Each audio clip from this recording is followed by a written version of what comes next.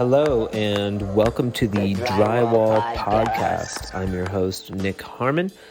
I've been in and around the drywall industry for more than 20 years. I've worked in the union, finished piece rate, and worked hourly with many different companies and people spanning the West Coast and beyond. The Drywall Podcast will be exploring the world of drywall and interviewing the professionals that make it happen.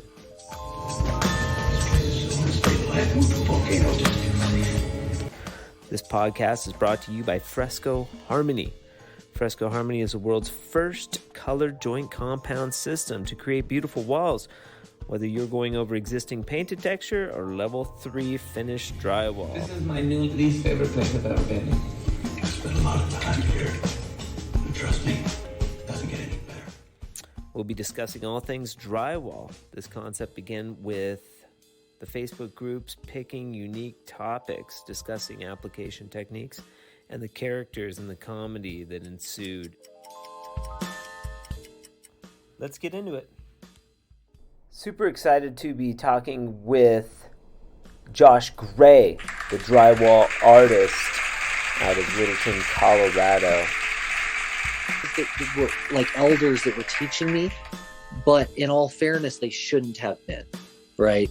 So these were jack of all trades guys. These were like master builder, right? So I was never taught how to do drywall properly from the beginning. Okay, all right. And so I had to unlearn some things.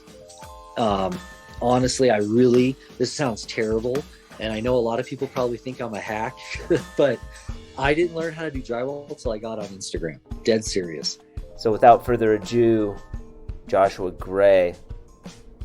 So I've been learning construction in general for about 16 years. Drywall finishing specifically really started to focus around 9 years ago. Okay, and before that, you were in construction for a while. Actually, we could go way back too. You were talking about fishing in Alaska, which is pretty interesting.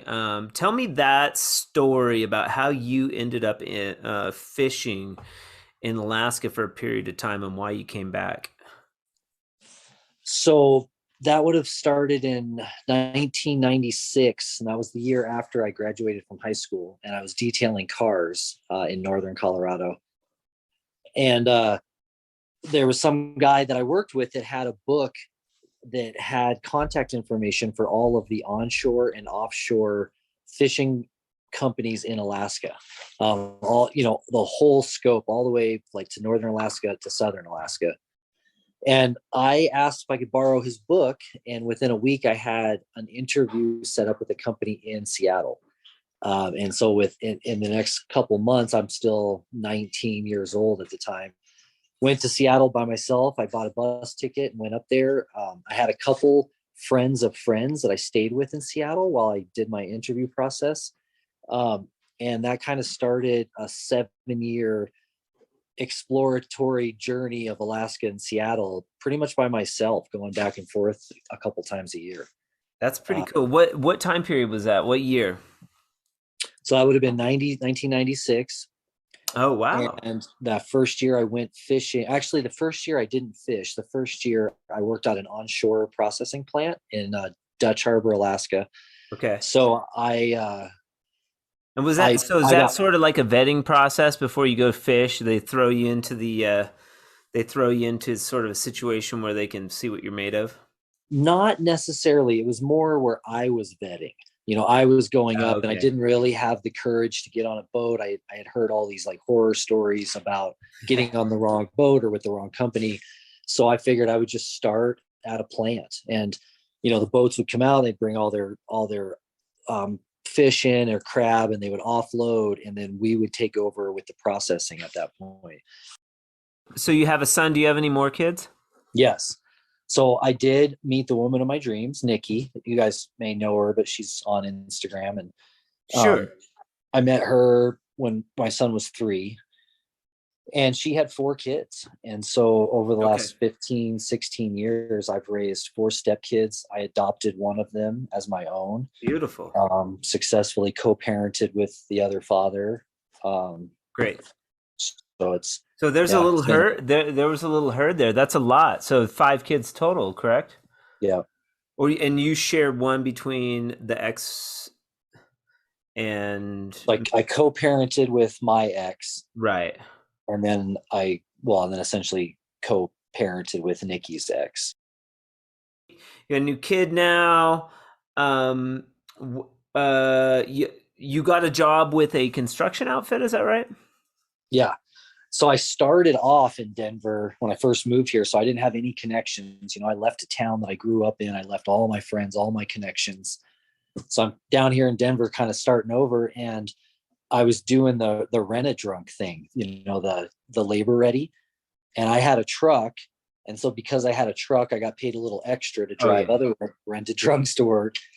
And it was no joke. Like we joke and call them rented drunks, but like one of the guys I drove to work would literally drink vodka first thing in the morning, all the way to the job site. Ouch. And he'd be like, "Do you want some?" And I'm like, "No, dude. I just want to go make my paycheck. I just gotta get paid. Yeah. And it was like $8-9 an hour. It was silly, terrible. Yeah. So I'm doing that. I ended up making a name for myself, honestly, within that company, because there was another company that would just hire rent-a-drunks. And I worked for him for one day, and he called the company and he said, "Don't send me anybody else. I want you to send me Josh every day. I'll pay extra. I'll Okay. pay him personally out of my pocket. In addition, He so I'm liked working you. with him Maybe that's because you showed up, you worked hard. yeah, You I weren't an wasn't your idiot. typical, yeah, right. Yeah, and I could run a skid steer at the time. And So you so were I doing. worked for him for a little while. They had you doing a lot of different types of construction type work. You When were learning some different skills. Right. So when I left, so while I was doing the rent to drunk stuff, um, I did run into an old friend that was a cousin of someone I went to high school with, and he worked at an Air Force base here in town. And so I ended up applying as a laborer. You and I talked about this, but I did concrete forming for walls and concrete forming for flat work. I learned how to finish drywall flat work, That's cool. pour walls. Have you done any concrete form walls with your existing business? No, no. Honestly, I did not like concrete because of the stress. There was just a lot of anxiety built around, we got to get it done. Truck's on the way, truck's on the way. And then Mm-hmm. we get everything ready. And then the truck, kind of just whenever it gets there, it gets there. But you just sit there with that anticipation, like, oh God. And then it gets there, and then it's like the wind picks up and the sun comes Yeah, out. And it's weather. like, we got it, we're losing it. You got foremans yelling at you and the Yeah. concrete's setting up, and it's, and then it's like done. And then you spend the rest of the day hauling butt to get the next form ready for tomorrow's pour. And it was fine. It's just all exterior dirt work. It's tough work. Yeah. My skin was burnt to a crisp all the time, and Yeah. you're in the elements all the time, and you've got concrete blankets you're putting on and taking off every day, and Right. the ground heater machines, and it was just a lot of, I don't know. I didn't enjoy it. I'll be honest. You didn't like it. You didn't like no, it. Pure and I simple. definitely prefer inside doing the But you had an drywall affinity. framing. You had an affinity for drywall. That you kind of became the patch guy, right? Yeah, With this yeah. company. What was the name of this company? They were called JBI, John Bowman Incorporated, and they actually had a contract with all the bases. So they worked from Wyoming, which was Fort Warren Air Force Base, Okay. and then they, down in Colorado Springs, they had the Air Force Academy, Peterson Air Force Base, Pete Field, and they have Buckley Air Force Base up here. So they just had contracts all over. And then, of course, they'd broken the company down into a bunch of minority companies. So they were like, the whole company was like owned by wives of the men, right? So it's like all just like, because then they get all their tax benefits and all of that for being minority companies. Interesting. Yeah. And then, so you were kind of you were just naturally good. You told me you were naturally good at texturing and matching texture, and so you ended up being kind of their go-to patch guy, right? But without any formal training in drywall or anything like that, correct? At that point, there was still no texture involved. At that point, it's commercial grade. Air Force Base 5/8 drywall smooth walls. So, Okay. but I got just wrap my head around taping, floating, skimming during that. And then it was when I got How laid did you off from learn that how to job. do that though? I mean, you just Well, kind of because I picked had it. Did guys, somebody show you? there were guys, that were like elders that were teaching me, but in all fairness, they shouldn't have been, right? So these were jack of all trades guys. These were like Right. master builder, right? So I was never taught how to do drywall properly from the beginning. Okay. All right. And So so I yeah. had to unlearn some things. Um, Honestly, this sounds terrible. And I know a lot of people probably think I'm a hack, but I didn't learn how to do drywall until I got on Instagram. Dead serious. I mean, I really learned so Interesting. much when I started my own company and I got on Instagram and Facebook and YouTube and I just started watching all these videos. Right. That's when I really taught myself how to do drywall. Yeah, you were like, I don't know shit, dude. These guys are really good. Like, Yeah. I yeah, mean, I these guys learned. they were teaching me literally to like overfill and sand and over skim and Yeah, sand and over and sand. And I was like, eventually I was just like, wait, we can eliminate the whole sanding process by just putting a light skim on the wall. well, kind of. A smooth Yeah, for the finish, you most kind part. of.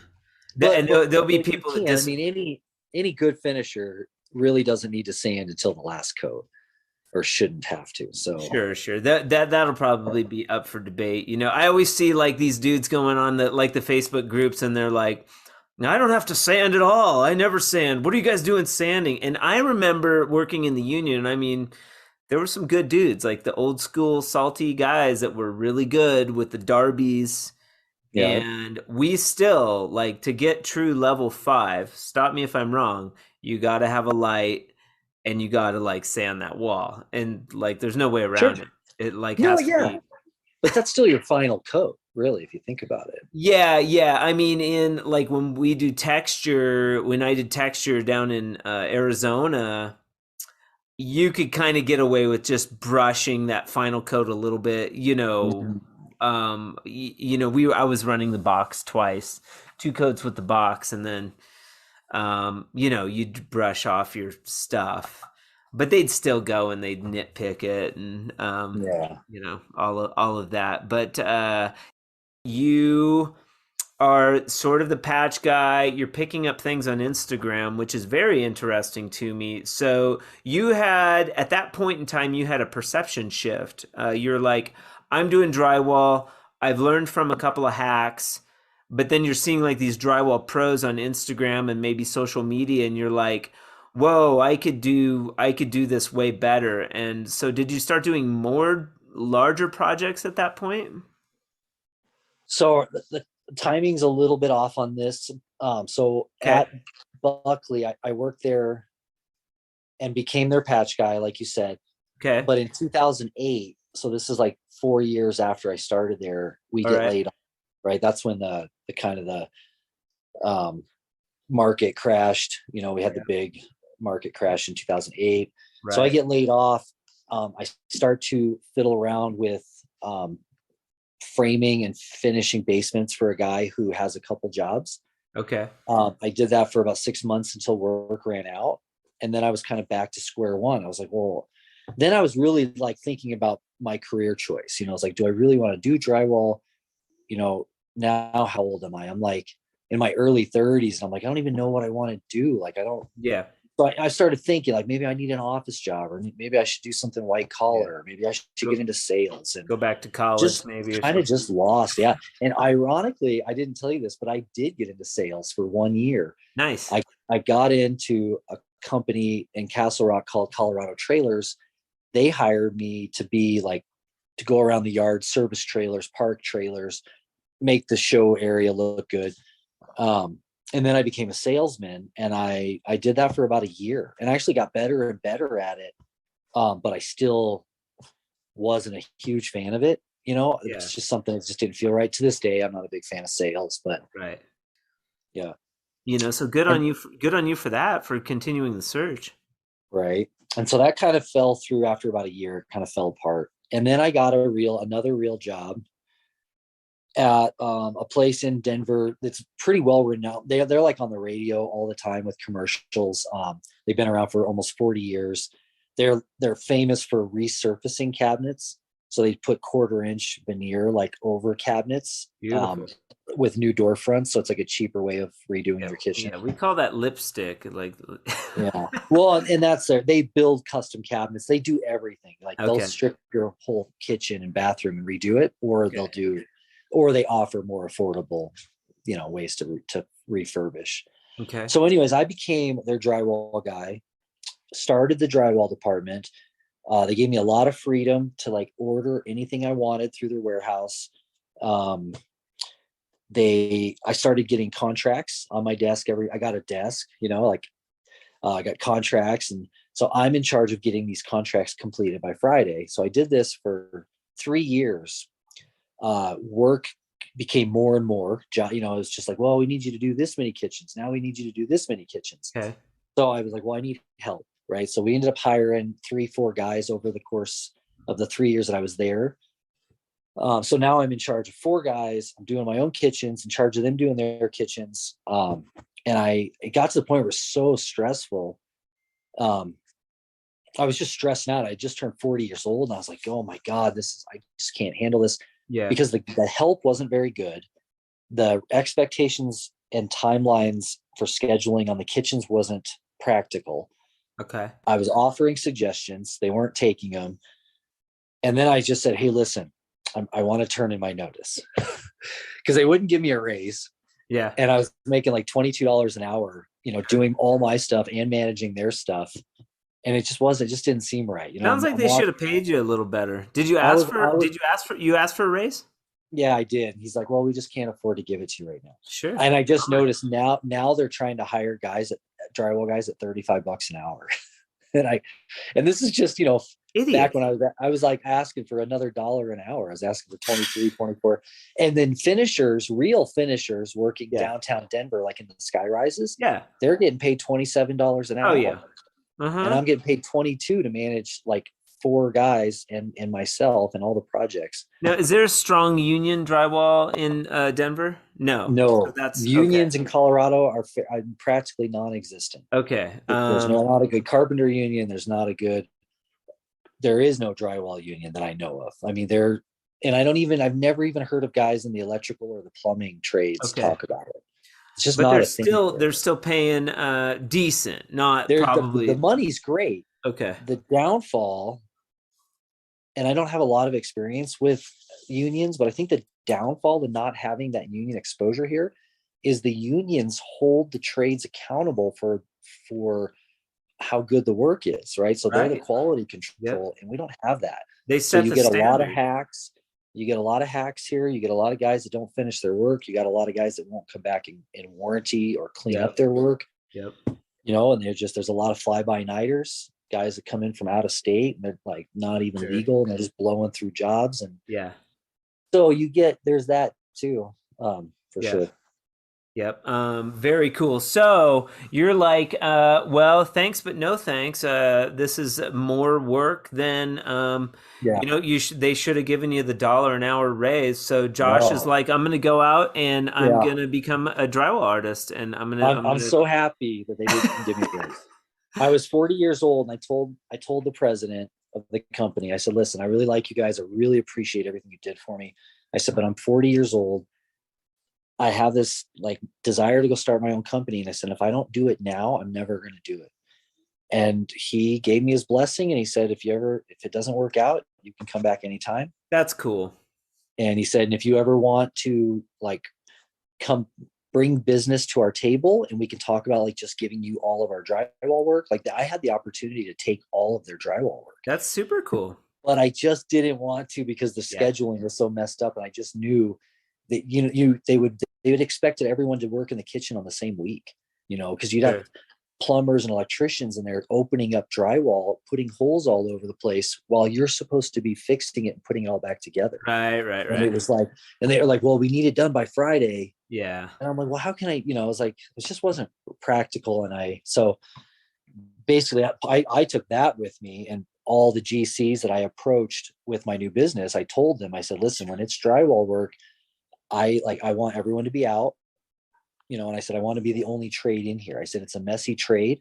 We Yeah. want to hang plastic. We want to, protect the customer's personal belongings. Yep. And I can't do that if there's 13 trades guys walking around, knocking plastic down, That's tracking mud all over the floor. It's good in theory. It's kind of a tall order with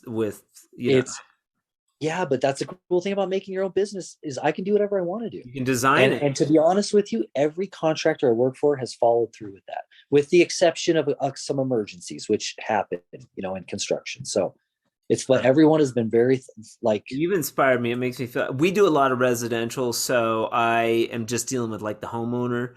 And then, sometimes they're like, oh, it's Fresco Harmony. We're going to give you space and let you do your thing, but not, I don't really ask for it like that. That's pretty cool.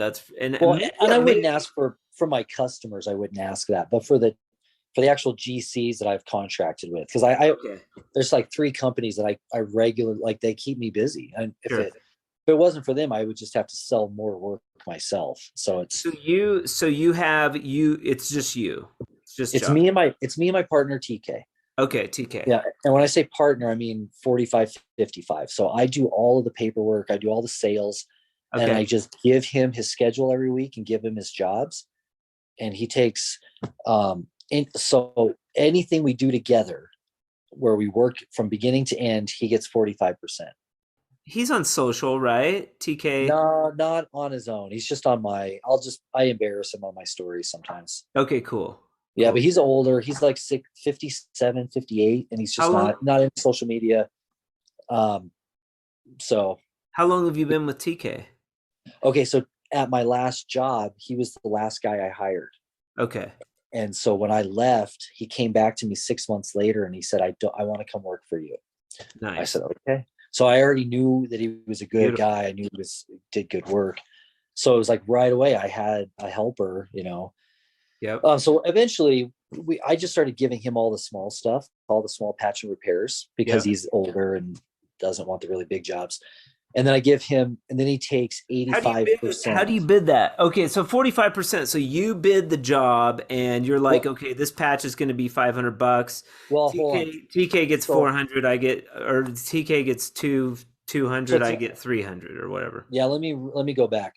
So any job we do together is 45-55, but we hardly ever do jobs together. Okay, 90% of the time I'm on a job, and then he's on a job. So he makes 85% of everything he does on his own, and I get 15%. Okay. So if I sell, one patch for $500, I get what is that? 100. So he works under your license. Yes, correct. He has his own. He has his own insurance and his own company name. Okay. Right. Okay. So he is a subcontractor. Okay. In every sense of the word. In Denver, do you have to have like a drywall contractor's license? No. There is no license for drywall in Colorado. In New Mexico, you're supposed to have a drywall contractor's license. It's called a G9. Yeah, weird thing. Not in here. You don't even need a framing license. The only thing you need to be licensed for here is electrical, HVAC, and plumbing. Crazy. Yeah, and that's a lot of the hackery comes in there too. Sure. Right. We don't, like if you look up in Canada and Australia, and they have these like amazing trade schools where they like teach nothing but drywall. We don't really have that here. I mean, we have community college. Well, a lot of that is a union too. The union. So with the unions, you get apprenticeship programs. Organized apprenticeship programs. Right. Yeah. Exactly. That's kind of a cool aspect of the union. So when TK works on his own, he just makes 85% and I make 15. And for some reason, all popcorn ceilings, he makes 90% and I make 10%. And I think at some point we decided that the overhead for materials was greater and the work was greater. So for example, I just sold a job. Well, we just completed a job that was like $13,000. I'll go collect the check today, but TK gets 90% of that and I get 10%. And I didn't do anything except, half a dozen phone calls and texts and, the bid and setting up the sales, going to pick up the check. So all the white collar office work I did, and I get a small percentage from that. Different strokes for different folks. It's interesting how and when you own your own business, you can be fluid like water and make it and design it how you want, how it works for you. Mhm. Very cool. So the drywall artist, where did that come from? So we talked about that yesterday, but I chose that name. For one, I thought it would be kind of catchy. For two, I was strategically trying to put drywall in the first word so that when people go to search for drywall, that my name would be in the top tier. Smart. And then the artist part came from texture. So the last job I had, I like really got good at blending and matching textures. In Colorado, in Denver specifically, where number one texture is probably knockdown, number two is orange peel, number three would probably be skip trowel or swirl, and then smooth finish. And so it took me a while. Knockdown texture took me a long time to figure out, and still does. It's still sometimes I still wake up in the middle of the night going, "How am I going to do that tomorrow?" What do you mean by but that? it's just because I've done it wrong so many times. You make it flashy, or you don't spray enough. There's so many variables with knockdown texture, like how Okay. much water you add to the mud. So you almost have to look at the texture and be like, imagine how wet or dry it was at the time that it was sprayed, and then you have to imagine how dense, how much they spray. Do they cover 80% of the wall or 90% of the wall? I learned that you can't really put hot mud on a patch and then texture over it, because that creates flashing. Interesting. You almost have to do everything with hot mud and then do a final skim with all Do purpose so that you lose some of that flash. or topping. Do you I use I topping on? learned Do you use I topping don't on ever this? use top coat. I Okay. don't. I typically am always using the blue box Yeah. USG +3 or the red box USG total. So Okay. those are my two preferred muds, mostly because of their availability. But I don't know. I like the red because it's got glue in it. So anytime we're taping, we're either using red or green, for taping and adhesion.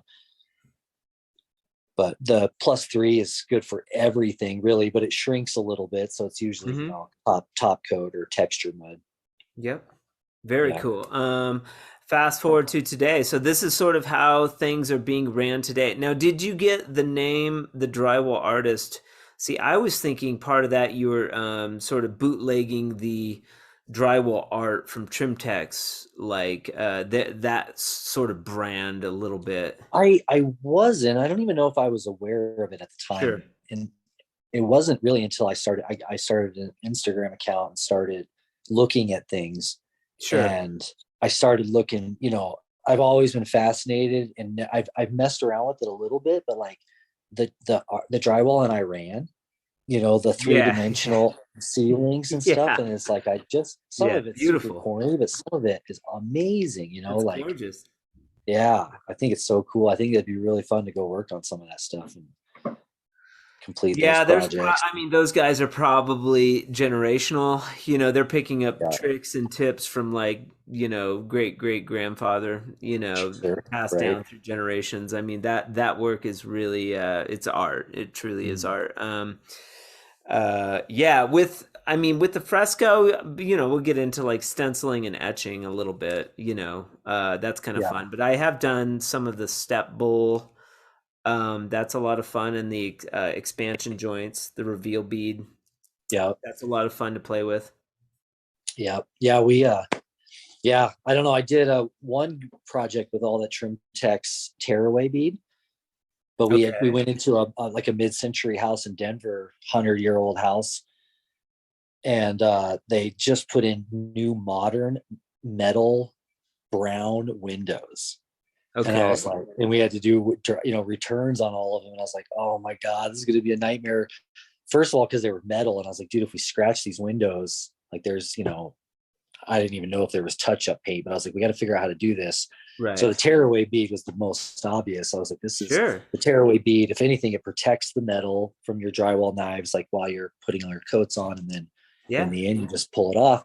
And I also didn't want to caulk to the metal, so I was like, the tearaway bead was the best on it.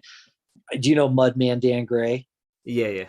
So Dan was in town This that is the week. second podcast that Mudman Dan has come up has because come he's up. he's the man, dude. Yeah, yeah. Hopefully it was good both times. But he had moved to California, and was not getting enough work in California, so he was coming back to Colorado and still selling work out here. So he contacted me and he goes, dude, I'm going to be out there at this time. And do you have anything for me? And I said, dude, I have this really big window project I would love to have you on. And he came in and we split that job, I think 50-50. But I mean, he was just so efficient and so amazing to work with. But Yeah, he was probably and I think that for some reason I couldn't even be there on the final day. And he finished that job up for me. He pulled all the tear away and did all the final sand and cleaned up and walked out. Very cool. Well, it's a lot of fun to work with other finishers, especially ones you've seen like on social. I wish I could do that more. I probably could if I really threw it out there. Sure. You know, it's just like time and I would love to get people down here more. Let me tell you a funny story about Dan. So so at some point we realized that we both lived in Denver and he lived in Lakewood, I think. Okay. And so he's like, dude, he goes, we both have the same last name. We both do drywall. We both live in Denver. He goes, we're like Mutter brothers. And I was like, yeah, we are. And so we ended up going out and one night and playing pool and bowling. And I hung out with his kids one night with him. And okay. So we really like struck up a friendship and it Neat. was super blessed. And then he moved to California, but I was like, man, how cool is it? Cool. We got to meet on Instagram. We share the same last name, you know. Yep. It was cool. Mutters from different mutters. Yeah, mutters from other mutters from other mutters. Yeah. And there was another guy I met, honestly. I don't know if you know Jesse Maslin from Maslin Drywall, but he's down in Cortez, Colorado. Maybe. And he sounds familiar. Well, he's running boxes and bazookas down there. And I was like, hey, I like kind of have this dream to travel around and meet people on Instagram and learn new things. Could I come down and work with you for a week? I was like, you don't even have to pay me. Right. And I was like, or you can just pay me minimum wage. Or I think maybe I was like, just pay me your standard rate. Yeah. Or like, so at least covers your trip, you know? Yeah. So this was way before COVID. This is like 3-4 years ago. Okay. And I drove all the way down to Cortez. It was about a 7-hour drive. I get camping Airbnb down there. And I was literally camping out of the back of my truck right next to Mesa Verde National Park. Nice. I mean, it was unbelievable. And I would go to work with Jesse for about 5 hours a day. And then I would go fishing for about 5 hours a day. Because I thought you were like a super expert, like angler, but you said you're sort of a novice. You're like, you like the challenge of fly fishing. Yeah. Yeah. Yeah. So down there, it was like bass fishing. It was just, a spinning rod, but they were just turning me on to all these little ponds all around Cortez. And it was just like, I'd go fish or I'd go work with Jesse. He taught me how to use boxes for the first time. Oh yeah. So I can't say that I wrapped my head around it, but he was the first one that ever trained me on a box. He was the first one that trained, kind of walked me. What'd you think of the box? I mean, so you're a hand finisher, so you go and you try out these boxes. I mean, what was your first impression? Intimidation. The first thing he taught me how to do was to like box a bottom joint, like a butt joint on the ground. Which is man, like, you got to get down.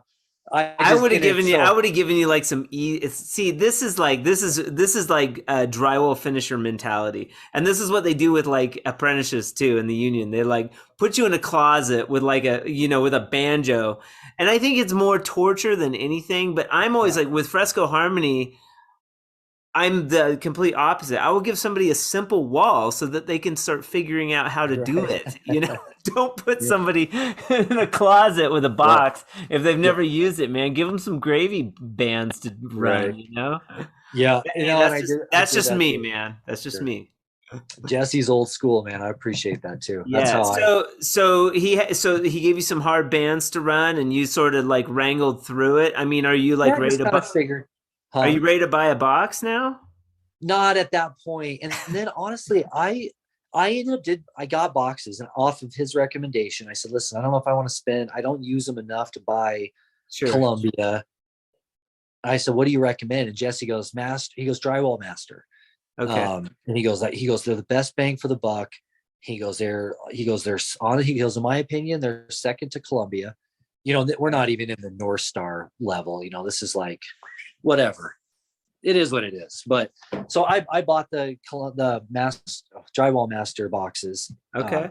Just entry level, Sure. 8 and 12. And I've gotten okay with them. But, you know, going back to not having people to teach me is I like had to, I mean, I'm sitting here texting Drywall Shorty, and I'm texting, Yeah. you know, all kinds of people being like, how much water do I put in my mud? Like how wet should my mud be for taping? How wet should it be for boxing? How wet should it be for this? And, Yeah. you know, so Jesse's whole thing was like Gatorade bottles. He's like, yep, 1 Gatorade bottle for that, 2 for that. Right. I was like, okay. I've always been under the school of you need to, like, it's the feel with the mixer, because, and I've noticed mud will shift from winter to summer. It's harder and softer. And I don't know if that's how they mix it in the different seasons, but there in the summer, I use way less water than I do. Sure. And I'll buy, sometimes I'll go get boxes at Home Depot, and the consistency will literally be different from box to box. Yeah, like, so I've never been a fan of like the one unit of water. It's always like, no, always go by feel and how that mixer is feeling in the bucket. To me, that's the telltale. You know, probably a good practice to really, I feel like, learn the mud, understand like the mud, you know, and there's nothing about drywall is very formulaic. Like, now I'm teaching my 18-year-old son who just graduated. Okay. These things, right? How do you teach that? You know, well, there is no formula, son. You just have to mix it till it's right. You know, it's well, that's an interesting question. I would be like, well, you know what, you can feel it on your base, right. Your first coat when you're filling the band, your mud's going to be a little heavier because you want that mud to sit and fill that void. On your second coat, your mud's going to be a little thinner because you're just filling in that little bit of extra, you know, maybe it's shrunk a little bit and you're just filling in a little bit, and you want that mud to like run nice and smooth over that joint. I feel like the boxes, man, and you know, there's different schools of thought, but like, I feel like a person that's good with the tools can pull out a house or, you know, walls like, and make them perfect. Yeah. Using the tools. Absolutely. And so going back to all those automatic tools, I'm all about them. Like, I just got a direct flusher, AccuJust, a direct flusher I won from Can-Am. I haven't even used it yet. I know Ray in Detroit, their Cosmic Drywall is probably chomping at the bit. He already asked me, he goes, are you going to use that or do you want to sell it to me? And I was like, I don't know. I want to use it. But I just do so much remodel work that I very rarely get to bust all these tools out. Honestly, it's like, it takes more time to clean them than to use them. And I would just assume use the pan and knives for most of my work. Sure. And skimming blades, you know, remodel work, there's a lot of floating things out and making things come together. And I do a lot of floating, almost like the Darbies, but I use skimming blades. You know, any job where you're skimming a wall, you should be selling that client on Fresco Harmony. I know. Anytime somebody's like, I want these walls skimmed, it's like, well, you should absolutely do Fresco Harmony. Yeah. But you know, hey, that's neither here nor there. Some people, I've come up against designers that are like, no, I like that painted look. And it's like, all right, well, you know, I mean, yeah, sure. Some people like driving a Honda and other people like driving a Mercedes, you know. Yeah. You're right. Doesn't mean one's better than the other. One just looks better and is more comfortable, you know. You're still exploring the world of drywall. I mean, you haven't even touched a bazooka yet. You're like getting into the tool world. Yeah, Jesse wouldn't let me touch his bazooka. Oh man. No, yeah. Jesse, if you're listening, I will probably never. I'll probably never own a bazooka. To be honest with you, I run a banjo. I have a Delco banjo. It's fine for what I do. You're probably fast as hell at the banjo, huh? I mean, it's fine. I mean, the only thing it's not good for is like when I see people running bazookas on like 10-foot ceilings, and I'm like, well, that would be nice, right? Yeah. But it's just like literally, I just do so few inside angles. It's a lot of it's just flat patch and repair, and Yeah. the angles are so few that I can just hit them with my knife and just hand finish them just as easy as anything. So, And you're at the point where you can pick and choose jobs, right? Kind of based on like what you and TK maybe can handle, or, yep, you're absolutely. like, this job's not going to pay as much as doing this patch over here. I'd rather just do that patch, have some extra time with my family. Yeah. I do 90% of my sales through pictures. And so I do very few job walks. Um, and if someone calls me from like Castle Rock and they're 45 minutes away and they're just like, yeah, can you come look at this? I'll be like, well, I'm booked. I'm booked out through July, and I'll tell them, well, I'm booked out through July. Oh, okay, thanks. Well, I just dodged a bullet. Now I don't have to drive all the way out to Castle Rock to do a bid. Another They way to say, dodge that is yeah, minimum bid. Where I'm at $1,000 minimum yeah. bid. Well, and that's what I'll do that also. So if they say, well, we want to wait, we'll wait for you. Well, okay. Then I give them that bid. Well, here's the bid. That's how much it's going to cost in 2 months if you want it. So, Yeah. but yeah, I can turn down some work. TK, obviously I cater to him. So if he flat out says, I don't want to do big jobs, then we just give him little jobs. And then I don't really take big jobs. Right. So what a lot of people would just consider regular work in drywall. I don't finish houses. I've done basements, but typically I try to keep all my work like kitchen and bathroom remodels. Okay. And so the GCs I work for, that's typically what they're doing is they're flipping. There's good money in that remodel kitchen and bath stuff too, because also that it's got to look really good. Like you got to blend that texture, and you want that remodel to look like it's been an existing part of the house.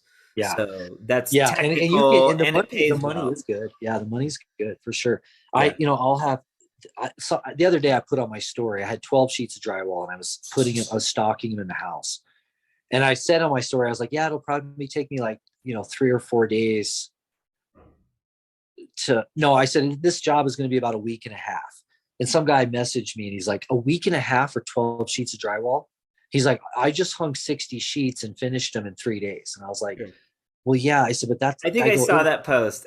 I go 2 sheets of drywall will take me all day to hang because there's like 200 10 by 10 patches, and I've done patches where I've done like 60, 80 patches in a day, not finishing them, but like getting all the backer and cutting them out square. On social media, people don't everyone is doing like a different thing. Like that guy might be finishing like 50 houses or something, and you don't do like bust out residential, like, he's getting square footage per house. I don't do square footage work. Yeah, footage price. Totally different. Yeah. Yeah. Mine's time and material. I'll go in and look at a bid. On bigger jobs, if I do a walkthrough, I'll take pictures and I'll sit down and look at the drawing, and I'll be like, okay, this is going to take me 3.5 days. This is going to take me 2.5 days. This is going to take me 2.5 days. So I add it all up, figure out how much materials are, how much I want to get paid per day, how much help I think I'll need that I need to pay. And then I throw it out. Then I'll add 3% to the bid for credit cards and throw it out there. So that's a good way to do it too. And I think there's more money in it. I mean, that you get into those houses, man, and that piece rate stuff, and those contractors will beat you up, man. You get into remodel stuff or homeowners, and you can want the best. They want the best, and they don't want it to look good. And my GCs have said that. They said, and I don't take advantage of this, but they've all said, I'm not hiring anyone else. Sure. Period. So just give me your number. Yeah. And cool. I had one guy be like, hey, when are you going to start that job? He was a friend of mine. And I said, dude, you never even responded back to my email. I sent the estimate. I never heard back from him. He goes, okay, I don't hire anybody else. He goes, I'm not taking other bids. He goes, just assume that if you send me a bid, I'm taking it. And I was like, well, okay. sign the contract and get me a deposit, and then we'll get you on the schedule. Yeah. So, and that's awesome, man. I mean, that's job security. Speaking for of as long that, as do it you lasts. require somebody? So recently, well, not recently, but maybe couple years ago, I started doing like I need a deposit and a signed contract, and then you can get on the schedule, and that kind of holds everybody to their word. And I've had a couple of times where the client had to back out, and it's like, I get a $500 deposit or whatever, and Right. that's like that's I'll be final. honest with you. I have not done that. And Okay. Dan Gray said the same thing. Mm-hmm. I have probably had in 5 years of business, and I should knock on wood, but in 5 years, I've probably had 3 or 4 clients like back out at the last minute and be like, "Oh, I'm Okay. so sorry. We had an emergency. We can't afford Sure. to pay this right now."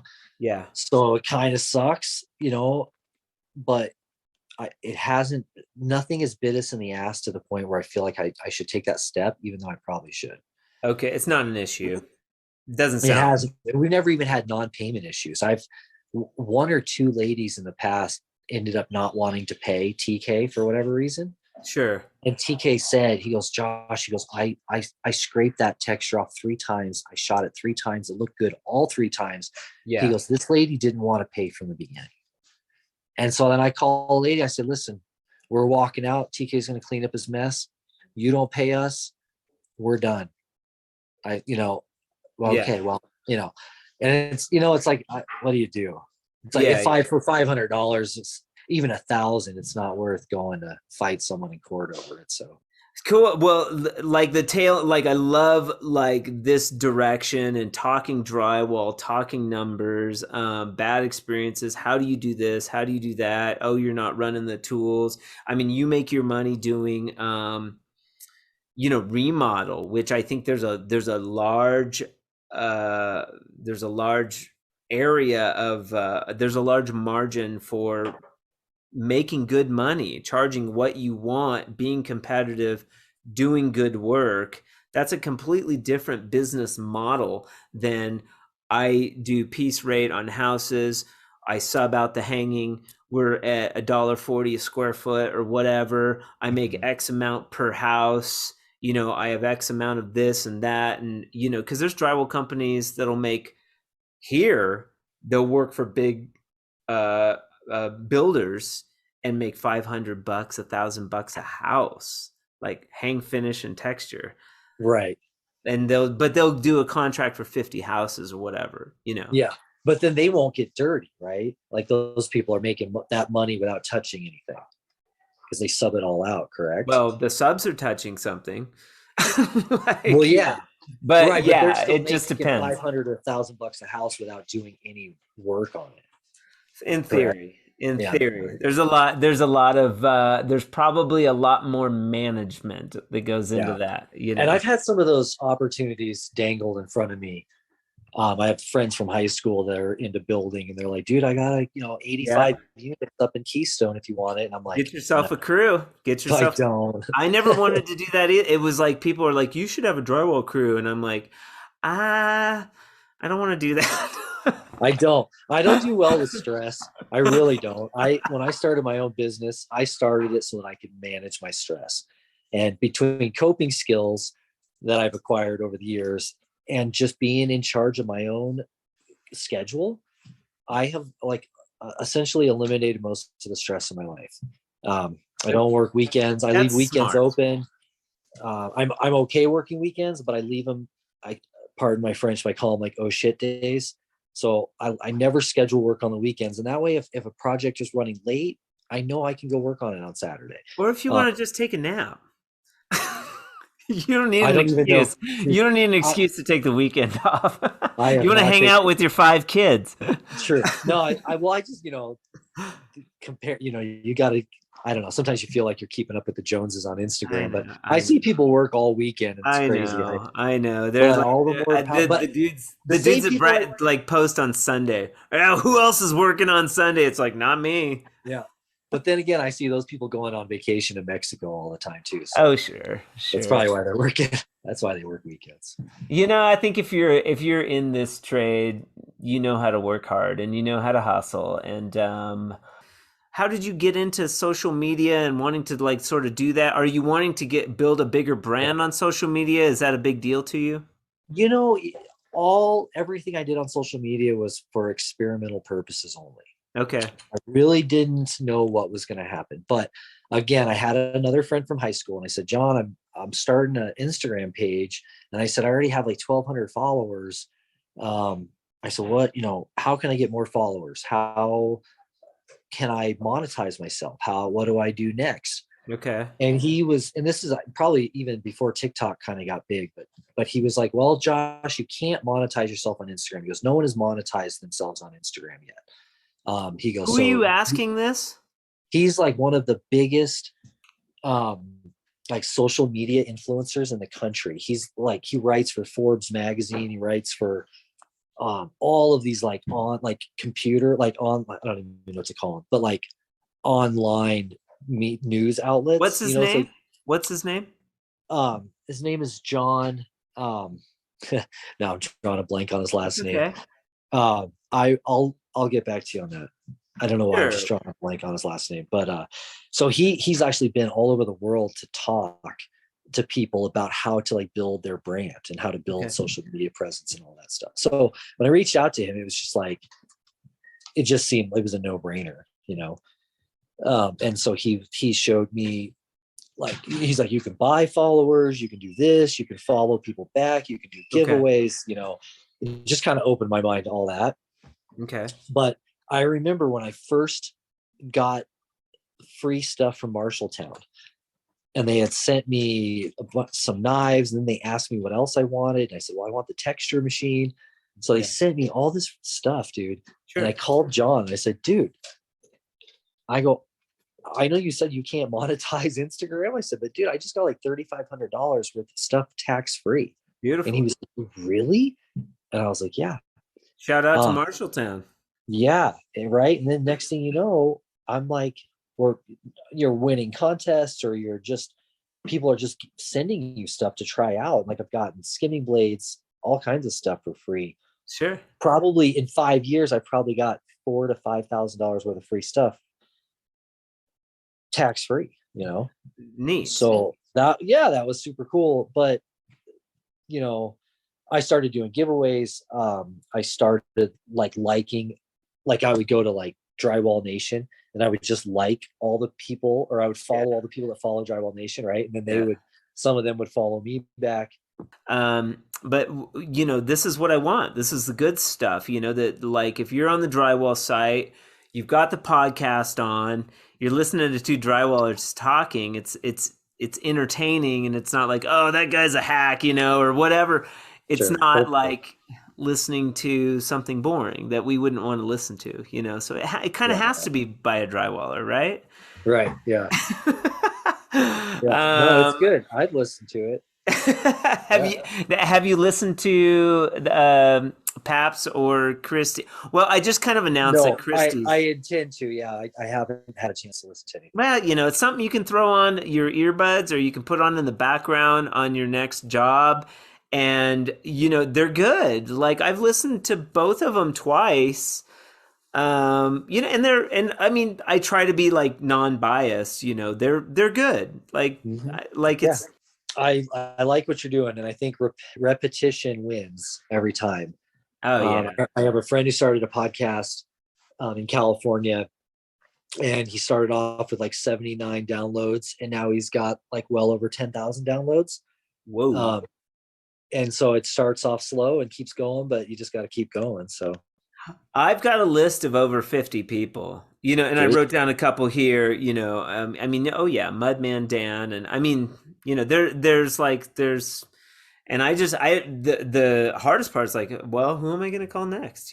So, yeah, but we've got, I want to get in with some plaster dudes that are doing like, they've used Fresco Harmony, but they do plaster too, and talk to them about their experience with sales and like, wall finishes, sure. Like that whole thing. We didn't really get into that, but that's okay. We've got lots of good content. Lastly, anything that you could tell the drywall world, if you had a billboard or one moment that you could say to the drywall community globally, all over the place, and you had a platform, what would you tell them? Oh man. What pearls of wisdom would you instill on your audience? So this is all drywallers, not business owners, just all drywallers. Hey, who knows, man, that we could have some business, we could have some whoever's listening. You know, this is so stupid, but I guess if I was trying to reach that huge audience, I would just say that life is too short to be in a hurry. So wear a mask when you're sanding, wear the right shoes, lift properly, protect your body, because this is a tough job, and you can't keep doing this if you're not safe. So take precautions, have a safe work environment, be well, take care of yourself. That's all I could say, I guess. That is fantastic. What's your social media handles that you get most traction on? Oh, probably just Instagram. I'm on Facebook, but it's really whatever I post to Instagram goes to Facebook. Okay. Anything on YouTube? I do have a YouTube channel for the Drywall Artist. Okay. And I'm on TikTok. I rarely post on TikTok because I'm an old man, but I did have a video go viral on TikTok. It was like, nice. I forget, 700,000-800,000 views or something silly. Oh, wow. I'm gonna have to check that out. And I mean, you're on LinkedIn, yeah? I don't think I'm on LinkedIn, not as a business owner. And I have a Google page that's essentially like a web page, but when and if I do the web page, I do want to make like a portal to Fresco Harmony. Sure. So that has been my intention the whole time. To try to be that guy in the area that's, can do Fresco Harmony, but have that as a website. Yeah, and you can always too, and this is for everybody, you can always use my photos, my images. You can show people to the Fresco Harmony website, and they can check out what it is from there and choose colors and things like that. I have no issues with that. I get asked that all the time, and it's like, if you want like photos of a certain color, I'll just send them to you, and you can show clients this is what it looks like. I mean, I'm like, yeah, go sell it. Like, why would I not? Of course why would I not share it? No, I figured you'd be okay with it. But yeah, someday that'll be my intention here. Yeah, I was kind of thinking if things ever slow down, we may have to get the website going, but it's not slowing down. And also, you're going to have to come down here and jump on a job with Jack and play around with the color. I mean, we would love to have you anytime, dude. We're 6 hours from Denver. Yep. Yeah. No, and I'll give you Jack's wages. If you come help on a job, I'll pay you Jack's wages, which aren't bad. All right, cool. Sweet. maybe we can go to a soccer game too. United game, yeah, absolutely. Josh Gray, the Drywall Artist up in Littleton, Colorado. Thank you for joining us today, and we'll talk to you soon. Sounds good. Thanks, Nick. Appreciate it. All right, sir. See ya. This podcast has been brought to you by Fresco Harmony, making walls amazing since 2004. Special thanks to our guest, Joshua Gray, the Drywall Artist out of Littleton, Colorado. We certainly appreciate your time and your insight today. Stay tuned next time. We'll be interviewing Corey Fisher of the Tech Dry Tool, Supermaster and drywall finisher also. We hope you have a fantastic day and keep drywalling.